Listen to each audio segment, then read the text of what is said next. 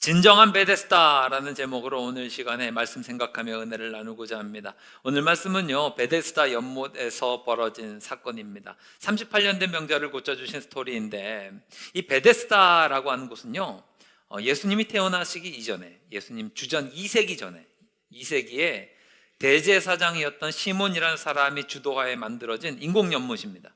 그러니까 자연스럽게 생긴 연못이 아닙니다. 성전에 물을 공급하려고, 그리고 종교적으로 제사 지낼 때 이런 것들이 다 필요하잖아요. 그리고 또 의학적으로도 필요한 것 같아서 이걸 의학적인 목적을 가지고 이 베데스다를 만들었습니다. 그래서 종교적인 목적이 주된 것이다 보니까 위치가 어디 있냐면 예루살렘 성 가까이 있습니다. 오늘 2절 말씀을 보게 되면 양문 곁에 있다 그러죠. 양문은 무엇인가 하면 예루살렘 성에 있는 북쪽에 있는 문입니다.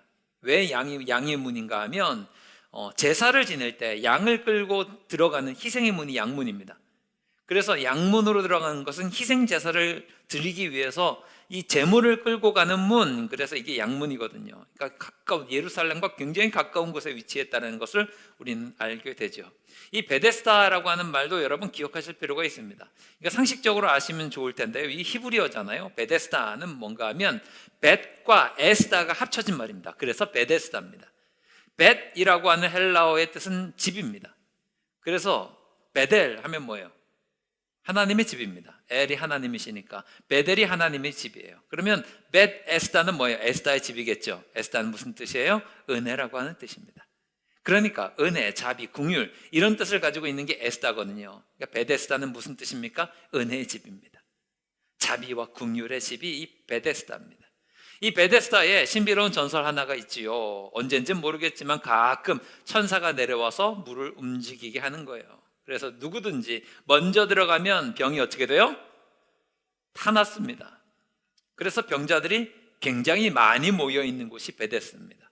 3절에도 나오죠. 앞을 보지 못하는 사람들, 다리를 저는 사람들, 혈기가 마른 사람들, 다 몸을 거동하기 힘든 사람들이 이 베데스다 주변에 모여 있었습니다. 오늘 저는 이 말씀을 생각하면서 세 가지 키워드로 함께 은혜를 나누고자 합니다. 첫 번째 이 베데스다고요.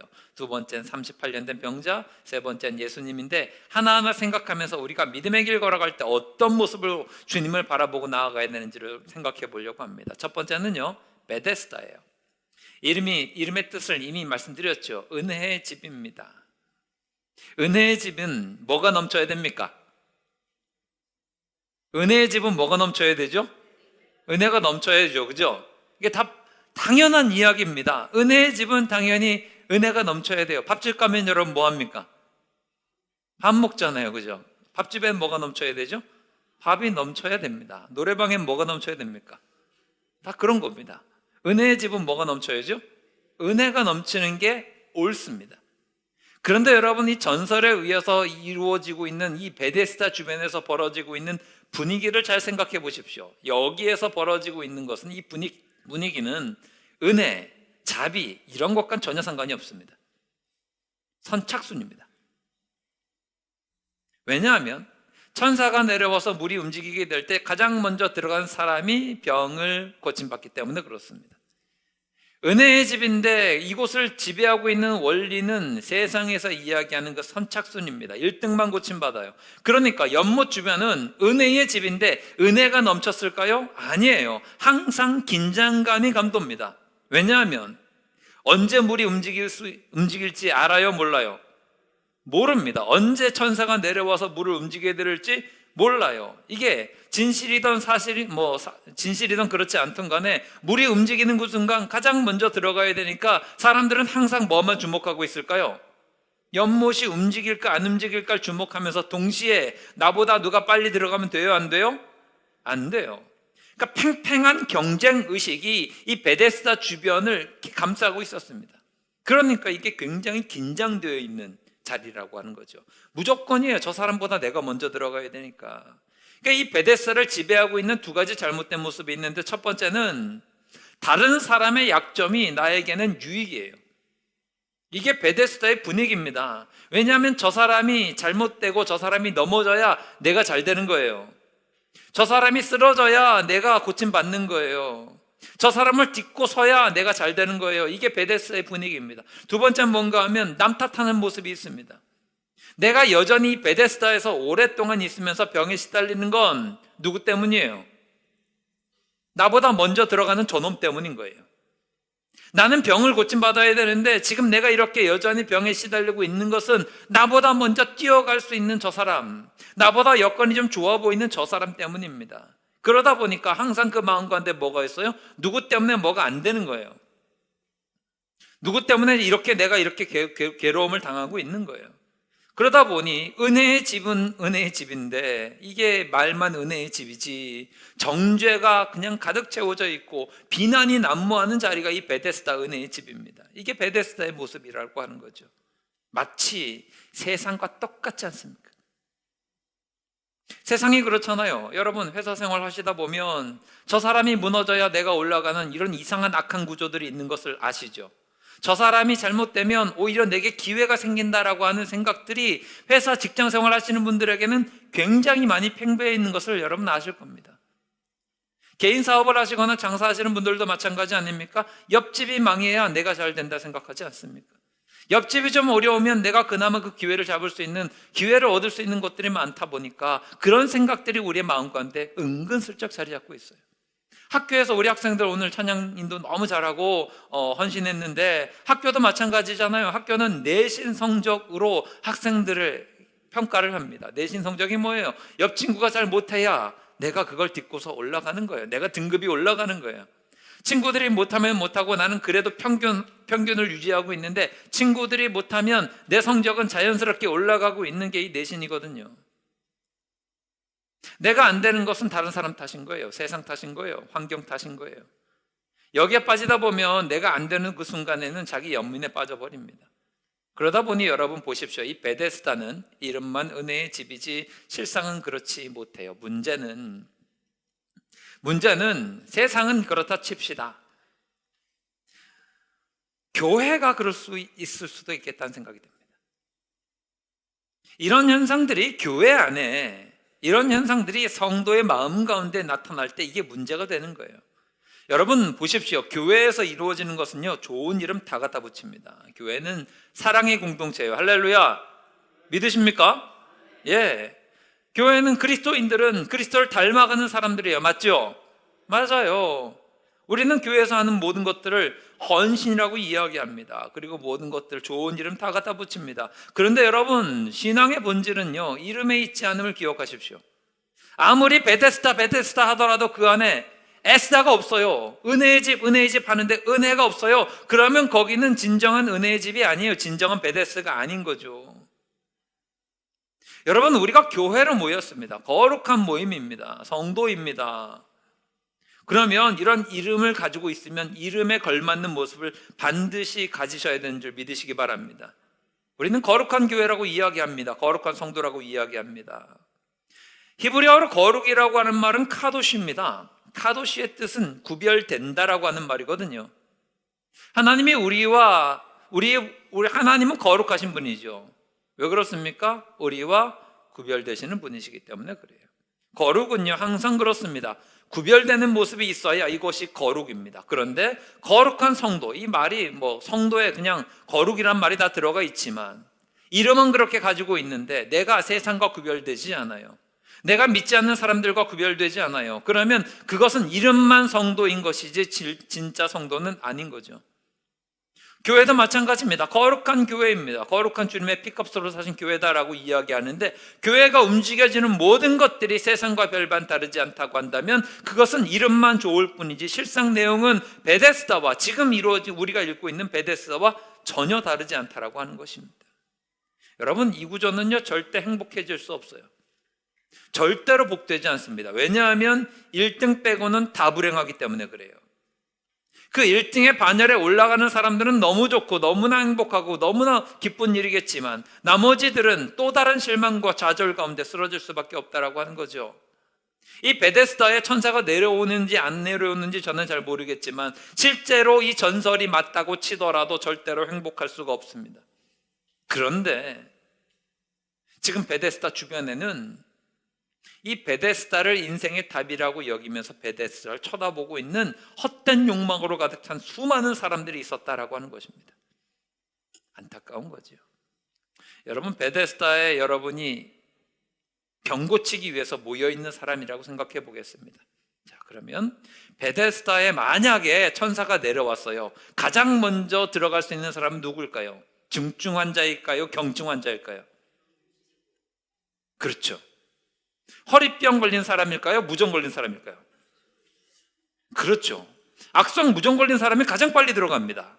왜냐하면 내 허리가 움직이지 못하는데 거기를 어떻게 들어갑니까? 내 사지를 움직이지 못하는데 어떻게 가장 빨리 들어갑니까? 누구나 다 베데스다 연못 곁에서 진을 치고 있을 텐데 갑자기 천사가 내려와요. 그러면 가장 먼저 빠르게 발을 집어넣는 그 사람이 가장 먼저 병을 낫는다는 것인데, 별로 아프지 않은 사람이 고침받는 그런 구조를 가지고 있어요. 가장 필요한 사람은 가장 중증을 앓고 있는 병자들일 텐데 말이죠. 여러분, 이런 베데스다의 원리가 판치는 세상 가운데서 교회와 성도는 어떻게 해야 됩니까? 이거를 깨트리고 하나님 나라를 선포해야 되는 의무가 우리 가운데 있는 것을 반드시 기억하시기를 주님의 이름으로 축원합니다. 성도는 달라야 합니다. 선착순이 소망이다라고 이야기해서는 안 돼요. 세상에서 이야기하는 그 논리를 가지고 신앙생활 하셔도 안 돼요. 세상에서는 학벌이 최고다, 돈이 최고다, 배경이 최고다 이러고 이야기하지만 우리는 그것이 정답이라고 이야기해서는 안 돼요.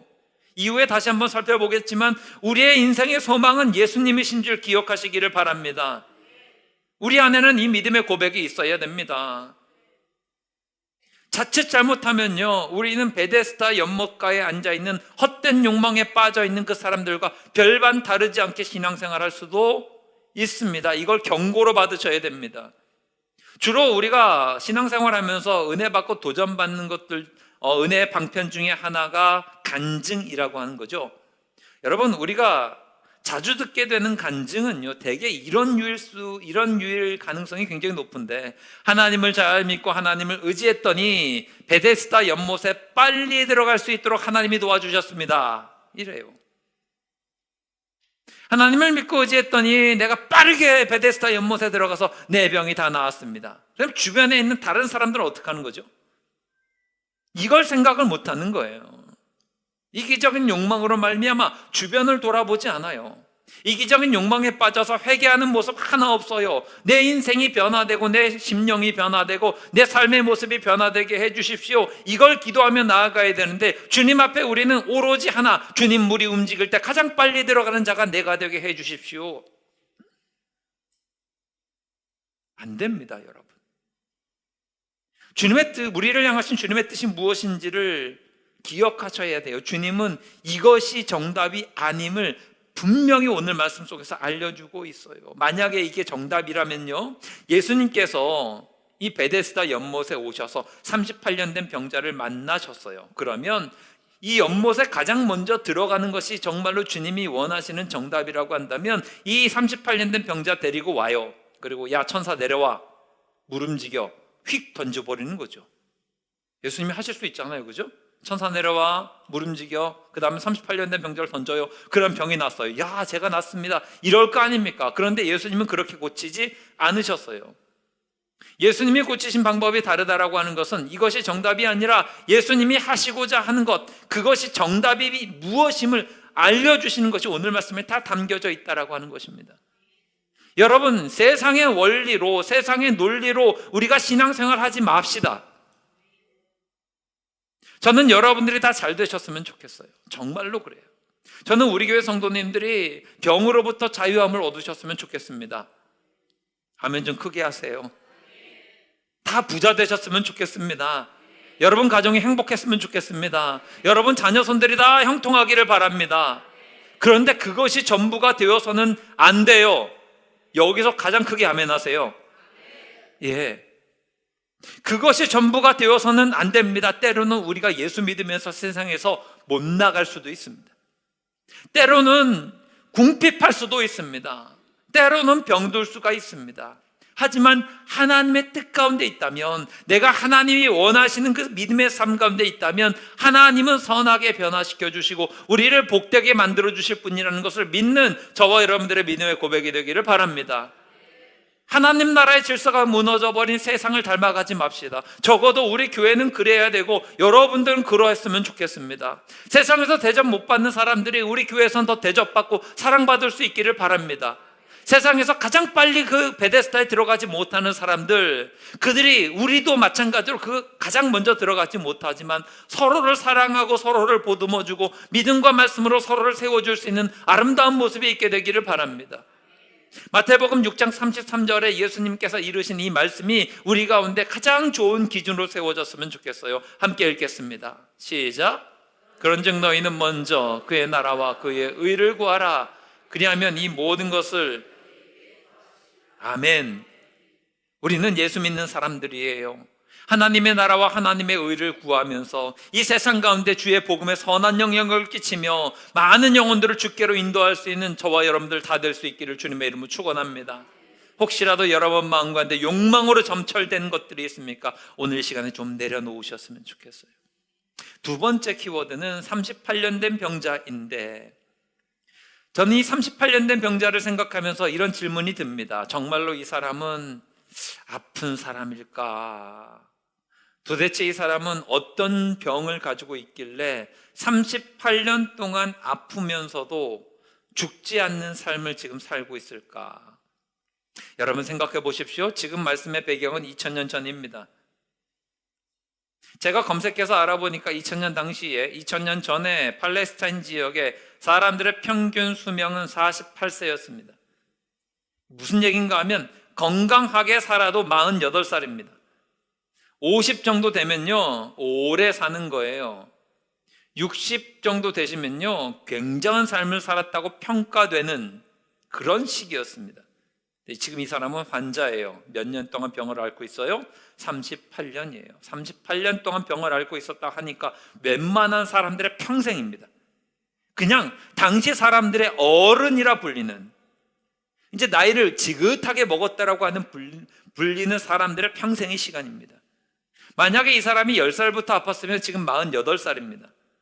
20살부터 아팠으면 이미 거의 60에 다다른 나이입니다. 정말로 이 사람은 아픈 사람이었을까라고 하는 합리적인 의심이 들어요.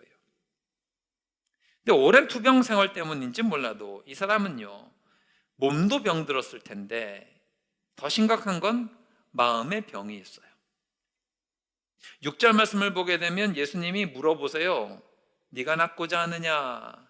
이렇게 물어보세요. 그런데 7절을 보게 되면 네가 낫고자 하니? 그러면 예, 낫고 싶습니다 하는데 이 이야기는 안 하고 7절을 보게 되면 나를 못에 넣어주는 다른 사람이 없기 때문에 다른 사람들이 나보다 먼저 들어갑니다. 이 불평을 하고 있는 거예요. 낫고 싶니 물으셨는데 다짜고짜 원망하는 거예요. 남탓부터 나와요. 몸보다 마음이 더 병들었다는 걸 알 수 있는 거죠. 여러분, 이 38년 된 병자의 삶을 보겠습니다. 생각해보면 감사할 이유가 제법 있어요. 1절 말씀은 명절이 되어서 예수님께서 예루살렘으로 올라가셨다라고 이야기하잖아요. 유대인들은요 6월절, 오순절, 초막절 이때에는 예루살렘에 올라가서 제사를 드립니다. 명절이 되면 모든 유대인 남자들이 막 멀리서 예루살렘에 올라가는 삶을 반복하는데 이 길을 오는 게 만만한 여정이 아닙니다. 그래서 매년 이렇게 지키는 사람들도 있었지만 평생에 한 번 예루살렘에 올까 말까 막 이런 사람들이 대다수였습니다. 여러분, 과거에 우리나라도 마찬가지 아니었나요? 요즘은 이런 일들이 거의 없었지만 예전에 우리 옛날을 보게 되면 시골 동네 같은 데 보면 동네를 한 번도 떠나보지 않으신 분들도 계셨어요. 한번 거기를 나서는 일이 어려운 일입니다. 2000년 전에는 하물며 이루 말할 것도 없죠. 평생의 소원인 거예요. 예루살렘 성전에 한번 올라가 보는 게 내 소원인 거예요. 이런 사람들이 부지기수였습니다. 그런데 이 병자는 멀리서 찾아오지 않아도 그냥 성전 가까운 데서 살고 있는 거예요. 어떤 사람들은 엄청나게 많은 시간을 들이고 물질을 들이고 자기의 생활을 정리하면서 그 먼 길에 여행을 한번 떠나는데 평생 동안 한번 내 재산을 다 털어서라도 예루살렘 성전 한번 올라가는 게 소원입니다. 이걸 꿈꾸는 사람들이 많았던 그 시대에 이 38년 된 병자는 예루살렘 바로 앞에서 살고 있었어요. 그런데 성전 한번 올라가지 않아요. 38년 동안 어디만 바라보고 있어요? 베데스다만 바라보고 있어요. 더군다나 이 사람은 재밌는 건 무엇인가 하면 38년간 병자로 누워 있어요. 굶어 죽지 않고 있다는 이야기입니다. 지금 누군가가 이 병자에게 매일매일 몇 끼니 먹을 것을 공급해 주고 있어요. 38년 동안 아팠는데 38년 동안 그를 도와주는 누군가가 있는 거예요. 38년 동안 아팠는데 38년 동안 죽지 않고 여전히 삶을 영위하고 있습니다. 어떤 생산적인 일을 하고 있는 게 아니라 베데스다에서 그냥 물 움직이기만을 쳐다보고 있는 이 사람인데 여전히 그렇게 살고 있다는 거죠. 생각해보면 그렇지 않습니까, 여러분? 야, 내가 이렇게 38년 누군가의 평생 동안의 시간을 아프고 있는데 힘든 건 힘든 거지만 또다시 뒤집어서 생각하면 이 자리에 내가 있는 것만 해도 감사하고, 할렐루야, 이 자리에 앉아 있는 것만 해도 은혜가 되고, 하나님 앞에 생각하면 이 고백이 나오잖아요. 하나님, 이렇게 오랫동안 아팠는데 어쩜 이렇게 내가 살아있을 수 있을까요? 감사 아닙니까? 모든 것이 은혜였습니다 라고 하면서 고백할 만한 삶의 여건들을 가지고 있었어요. 그런데 감사 다 잊어버렸습니다. 내게 주어진 하나님의 은혜는 정말로 놀랍습니다. 시선을 한 번만 딱 돌려보면, 야, 옆에는 누군가의 평생의 소원인 예루살렘 성전이 있네. 야, 나는 매일매일 굶어 죽지 않고 먹을 걸 잘 먹고 살고 있네. 야, 내가 아픈 시간이 38년이지만 나를 돌보면서 내가 여전히 도와주는 사람으로 인해서 내가 하나님의 은혜로 인해서 이렇게 살아남고 있네. 이 모든 조건을 가지고 있음에도 불구하고 이 사람은 뭐해요? 자기 연민에 빠져 있어요. 나를 지금 저 못에 넣어주는 사람이 없는 거예요. 먹을 걸 갖다 주는 사람이 있는데, 자기를 도와주는 그 사람이 있는데 하나 더 부족한 걸 이야기하고 있는 거예요. 나를 저 못에다 가장 빨리 던져줄 사람이 없는 거예요. 그러면서 다른 사람을 향해서 원망하는 것이고 불평하고 있는 것이죠. 허망한 전설과 같은 이야기에 빠져서 자기 연민에 푹 젖어 있습니다. 더 나은 모습으로, 더 기쁜 모습으로, 더 은혜롭고 감사가 넘치는 모습으로 살아갈 수 있는 모든 길을 다 차단해버려요. 누가요? 자기 스스로. 여러분, 베데스다의 전설은요, 말 그대로 전설입니다. 하나님 말씀 아니에요. 하나님이 주신 말씀이 아닙니다. 하나님 말씀 비스무리하게 막 그냥 꾸며놓은 얘기예요. 보십시오. 되게 좋은 것들만 등장하죠. 천사가 등장해요. 뭔가 대단해 보이지 않습니까? 물이 막 움직인다 그래요. 굉장히 신비로운 것 같아 보여요.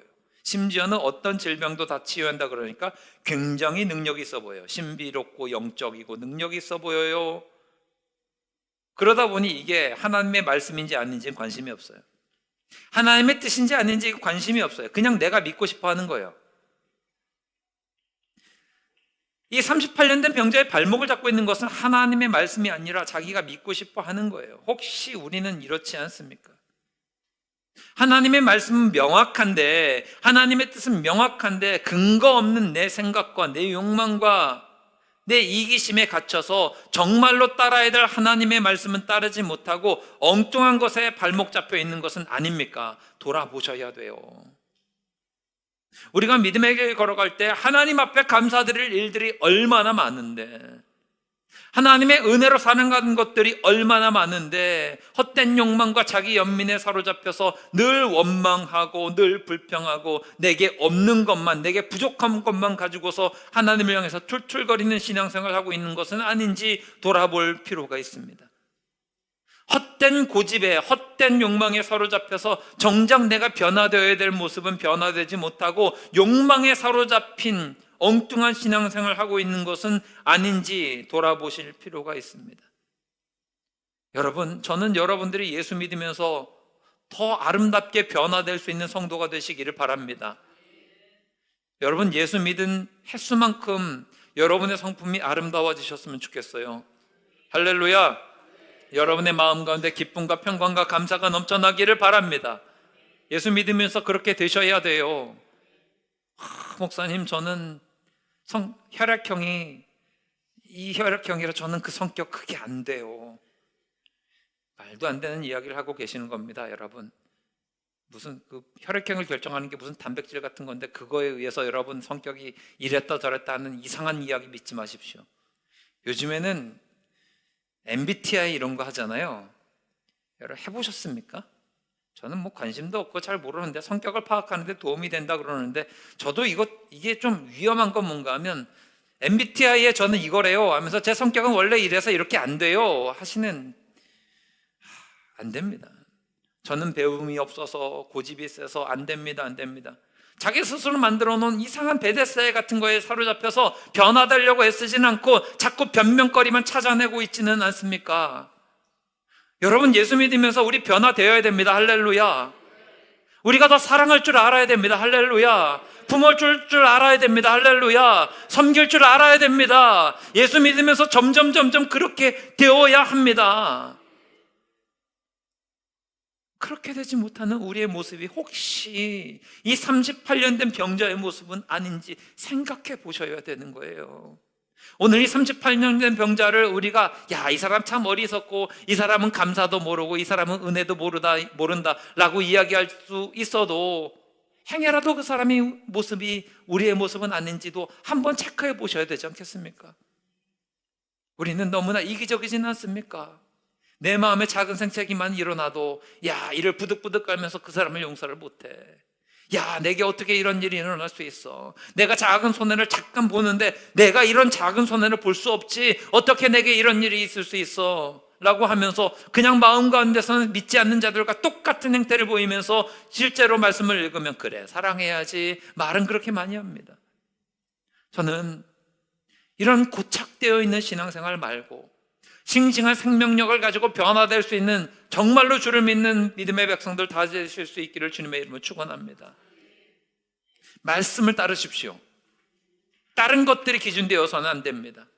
이 38년 된 병자가 말씀이 아니라 엉뚱한 것에 기준 세우면서 그것만이 정답이야 라고 하면서 나아갔었던 이 어리석음이 우리 가운데 반면교사가 되기를 바랍니다. 여러분의 성격이 기준되어서도 안 되고, 여러분이 가지고 있는 배경이 기준되어서도 안 되고, 여러분의 어떤 것들도 기준되어서도 안 되고, 우리를 이끌어가는 것은 하나님의 말씀임을 기억하시기를 바랍니다. 그렇지 않으면 38년 동안 베데스다에서 허송세월했던 이 환자와 우리와 크게 다르지 않을 수도 있어요. 오늘 생각해 볼 마지막 키워드는 예수님입니다. 오늘 말씀의 최종 주제이기도 합니다. 베데스다가 답이 아니라 이 38년 된 병자의 모습이 우리의 모습일 수 있으니 돌아보아야 되는데, 정작 우리가 바라보아야 될 것은 이것이죠. 예수님입니다. 6절 말씀 한번 보겠습니다. 6절 말씀은 예수님께서 정말로 중요하게 하시는 말씀이거든요. 6절 말씀 읽어보겠습니다. 시작. 예수께서 그 누운 것을 보시고 병이 벌써 오래된 줄 아시고 이르시되 내가 낫고자 하느냐. 여기서 두 가지 주목해야 될 동사가 있어요. 첫 번째는 보시고, 두 번째는 아시고예요. 스쳐 지나가는 동사인 것 같지만 여기에서 우리는 주님이 어떤 분이심을 분명하게 알 수 있다고 생각합니다. 첫 번째, 주님은 보시는 분이십니다. 할렐루야. 아시는 분이십니다. 할렐루야.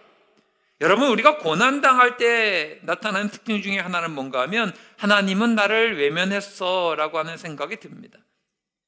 하나님은 내 사정을 몰라 라고 하는 생각이 들 때가 많습니다. 그런데 과연 하나님이 그런 분이냐는 거예요. 이 38년 된 병자를 보셨어요. 그 오래된 병의 사정도 아셨어요. 하나님은 이런 분이십니다. 아멘이세요? 여러분 아시는 걸 믿으십니까? 여러분의 사정을 보고 계시는 것을 믿으십니까? 하나님에 관해서 이사야서 40장 27절부터 31절 말씀은 우리에게 이렇게 이야기해요. 하나님의 속성을 우리에게 잘 알려주는 말씀인데요, 한 절 한 절 천천히 읽어보겠습니다. 시작. 야곱아 어찌하여 내가 말하며 이스라엘아 내가 이르기를 내 길은 여호와께 숨겨졌으며 내 송사는 내 하나님에게서 벗어난다 하느냐. 너는 알지 못하였느냐? 듣지 못하였느냐? 영원하신 하나님 여호와 땅끝까지 창조하신 이는 피곤하지 않으시며 곤비하지 않으시며 명철이 한이 없으시며 피곤한 자에게는 능력을 주시며 무능한 자에게는 힘을 더하시나니 소년이라도 피곤하며 곤비하며 장정이라도 넘어지며 쓰러지되 오직 여호와를 앙망하는 자는 새 힘을 얻으리니 독수리가 날개치며 올라감 같을 것이요 다른 박질하여도 곤비하지 아니하겠고 아멘. 우리가 긴 이사야서 40장의 말씀을 읽었는데 내용은 이거예요. 하나님 알고 계세요? 모르고 계세요? 믿으시기 바랍니다. 그 하나님을 알고 계시고 보고 계신 하나님을 바라보면 새 힘 불어넣어 주신대요. 할렐루야. 하나님 다 알고 계세요. 마태복음 10장 30절에서는 예수님께서 너희에게는 머리털까지도 다 세신바 되었다라고 말씀하시잖아요. 하나하나 세부의 사정까지 알고 계시는 하나님이세요. 머리털까지도 세시는데 나머지 내용 모르시겠냐는 거죠. 여러분, 우리의 시선이 하나님께로 가 있게 되기를 바랍니다. 38년 된 병자는요, 베데스다만 쳐다보고 있었습니다. 온통 시선은 베데스다에만 가 있었습니다. 언제 물이 움직이나, 언제 물이 움직이나. 그런데 예수님이 오셔서 하신 일이 뭐예요? 베데스다에서 시선을 돌리셔서 예수님을 보게 만드셨어요. 네가 낫고자 하느냐 물으시면 이 환자가 베데스다만 계속 쳐다보고 있다가 누가 물으니까 시선이 어디로 가요? 그쪽으로 가겠죠. 예수님께 시선을 돌려버렸어요. 베데스다 좀 그만 봐라. 그거 소망 아니다. 예수님 바라봐야 된다. 이 시선을 바꿔주셨어요. 핸드폰 좀 그만 보십시오. 그게 여러분의 소망이 아닙니다. 유튜브 좀 그만 보십시오. 그게 여러분의 소망이 아닙니다. 드라마 좀 그만 보십시오. 그게 아멘이 점점 줄어들고 있습니다. 여러분의 소망이 아닙니다. 이웃집 누구네 자식이 잘 된다는 이야기 너무 좀 귀 좀 열지 마시고 좀 닫으십시오. 그게 소망 아닙니다. 우리의 소망 누구예요? 예수님이에요. 할렐루야. 성전 미문에서 안진뱅이를 고쳤던 베드로가 사도행전 3장 4절에서 이야기합니다. 베드로가 요한과 더불어 주목하여 이르되 우리를 보라. 이 성전 미문에 앉아서 구걸하고 있었던 이 하체를 쓰지 못하는 안진뱅이 장애인에게 돈 쳐다보지 말아라. 우리를 쳐다봐라. 은과 금은 내게 없다. 하지만 내게 있는 게 있다. 예수 그리스도의 이름이 있다. 그 이름으로 말하노니 일어나 걸어라. 시선부터 바꿔놓고 그 다음에 기적이 일어났습니다. 기억하시기 바랍니다. 오늘 말씀 속에 예수님도 그렇고 사도행전 3장의 베드로도 마찬가지인데 병을 고칠 때 가장 먼저 한 것은 병 고침이 아니라 시선의 바뀜이었습니다. 네가 낫고자 하니 휙 고개를 돌려버렸습니다. 베드로도 마찬가지로 우리를 봐라. 은과 금 바라보지 말아라. 여러분들도 여러분의 시선이 바뀌게 되기를 바랍니다. 우리가 예수님을 주목하지 못하면, 우리의 믿음으로 주님을 바라보지 못하면 우리가 38년 동안 신앙생활을 한다 한들 마찬가지로 이 베데스다에 있었던 이 사람과 마찬가지로 엉뚱한 것만 쳐다보고 있는 겁니다. 세상에서 보장해주는 좋은 것들 말고 먼저 우리 주님을 바라보시기를 바랍니다. 혹시 지금 힘겨운 시간을 보내고 계신 분 계십니까? 마음이 괴롭고 힘들고 육신이 병들고 재정적으로도 어렵고 인생의 길들이 막히고 있는 이런 느낌을 받는 분들 계십니까? 그때에 환경이나 사람 바라보지 마시고 주님을 바라보시기를 바랍니다. 예수님 보셔야 돼요. 오늘 우리가 부를 파송 찬양인데 저는 이 찬양의 가사가 너무 좋아요.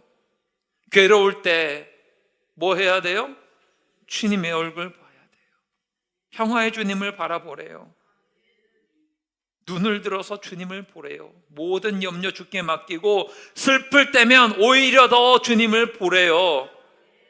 사랑의 주님이 안식 주신다니까. 예수님을 바라보게 되었을 때 무슨 일이 일어납니까? 8절 말씀 보겠습니다. 8절 말씀 읽을게요. 시작. 예, 시선이 바뀌니까 그 다음엔 기적이 일어나는 거예요. 할렐루야. 순서를 중요하게 여기셔야 됩니다. 우리는 예수님 바라보지도 않으면서 예수님 고쳐주세요, 뭐 이렇게 바꿔주세요, 뭐 돈 주세요. 우리의 믿음의 시선이 먼저입니다. 시선을 주님께로 고정하는 것, 그것이 주님이 우리에게 원하시는 거란 말이에요. 이스라엘 백성들이 애굽에서 고난당했을 때에 주님께서 계획해 놓으신 최종 목적지는 적과 꿀이 흐르는 가나안 땅이었습니다. 주님의 목적지는 적과 꿀이 흐르는 가나안 땅이 맞는데 그 과정에 광야 시간이 몇 년이나 있었어요? 40년이 있었어요. 40년 동안 이 이스라엘 백성들이 광야에서 연단받는데 이 연단받는 시간에 주님의 목적은 무엇입니까? 어떤 상황에서도 주님만 바라보는 거예요. 이게 주님의 목적이었어요. 이 훈련을 40년 했습니다. 그리고 마지막에 가나안 땅 들어가기 전에 요단강에서 주님만 의지하고 주님 말씀만 의지하는 것을 마지막으로 테스트하신 게 뭐예요? 요단강 갈라지게 만드는 기적이 있잖아요. 요단강이 범람하고 있었던 그때에 제사장들과 법궤를 가장 먼저 메고 거기 범람하고 있는 물에다가 주님 말씀만 의지해서 발 내딛는 거였어요. 최후의 시험이었다고요. 이 광야 40년 이스라엘 백성들이 언제나 어떤 상황에서나 내 말씀을 의지하고 나를 바라보는지 그렇지 않는지를 마지막으로 체크하신 이후에 그들에게 무엇을 선물로 주셨습니까? 최종 목적지인 적과 꿀이 흐르는 가나안 땅을 주셨습니다. 예, 주님은 가나안 땅을 그들에게 선물로 주시고자 모든 것들을 계획하셨지만 주님이 정말로 원하시는 것은 주님께 시선을 집중하는 거였습니다. 저는 하나님은 여러분에게 모두 다 복 주기를 원하시는 분이심을 믿습니다. 아마 여러분보다 혹은 저보다 하나님이 더 원하실 거예요. 여러분이 이 세상에서 복되게 살기를, 여러분이 평안하기를, 여러분의 가정이 복되기를, 행복하기를 누구보다 가장 원하시겠죠. 그런데 그것보다 먼저 선행되어야 될 것은 우리의 믿음의 시선이 주님께로만 향하는 것입니다. 그러면 이 38년 된 병자를 괴롭혔던 모든 병들이 베데스다의 기적이 아니라 주님의 말씀으로 말미암아 고침받게 되는 거예요. 오늘 여러분의 삶의 문제와 여러분의 모든 기도와 여러분의 믿음의 걸음들이 이와 같게 되기를 바랍니다. 그래서 우리가 주님만을 바라보고 나아갈 때에 주께서 허락하시는 놀라우신 은혜를 충만하게 누릴 수 있게 되기를 바랍니다.